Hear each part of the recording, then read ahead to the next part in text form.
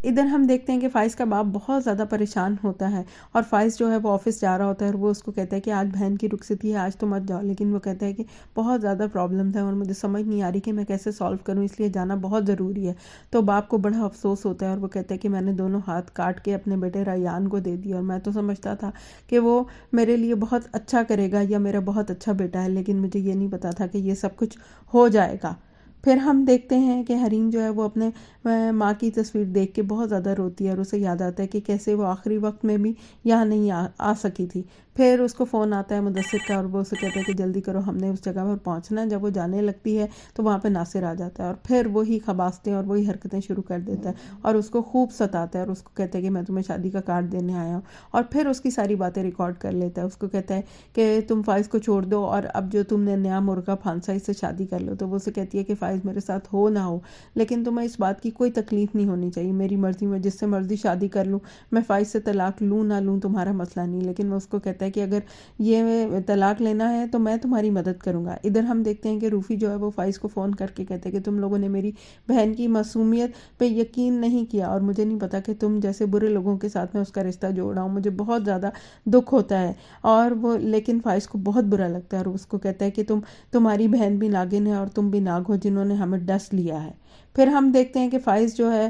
اس کے پاس ناصر آ جاتا ہے اور وہ اتنا ڈھیٹ اور بے غیرت ہے کہ اس کے منع کرنے کے باوجود اس کو کہتا ہے کہ میں تمہیں سچ بتانے آیا ہوں، حریم نے اب کسی اور کو پھانس لیا اور وہ تم سے طلاق چاہتی ہے، اس نے مجھے بھیجا ہے۔ پھر وہ حریم کی ویڈیو بھی دکھاتا ہے اور اس کی باتیں بھی سنواتا ہے، اور پھر ہم دیکھتے ہیں کہ حریم جو ہے وہ مدثر کے ساتھ مل کے جو ہے وہ لائبہ کی شادی کے ایونٹ جو ہے وہ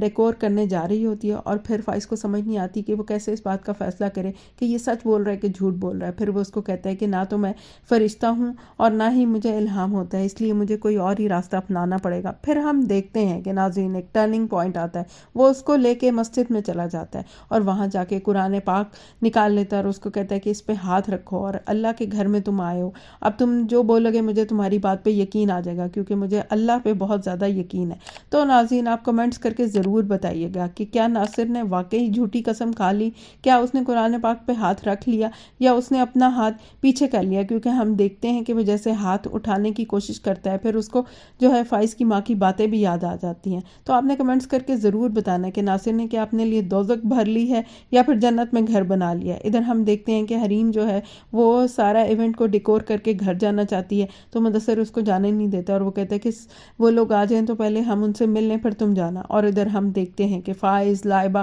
اور اس کی ماں کی انٹری ہوتی ہے اور مدثر جو ہے وہ فائز کو بلاتا ہے اور پوچھتا ہے کہ کیسا لگا آپ کو یہ ڈیکور، تو وہ کہتا ہے بہت اچھا لگا۔ پھر وہ کہتا ہے کہ میں آپ کو آپ کی اسسٹنٹ سے ملوانا چاہتا ہوں، اور ناظرین پھر فائز کے قدموں تلے سے زمین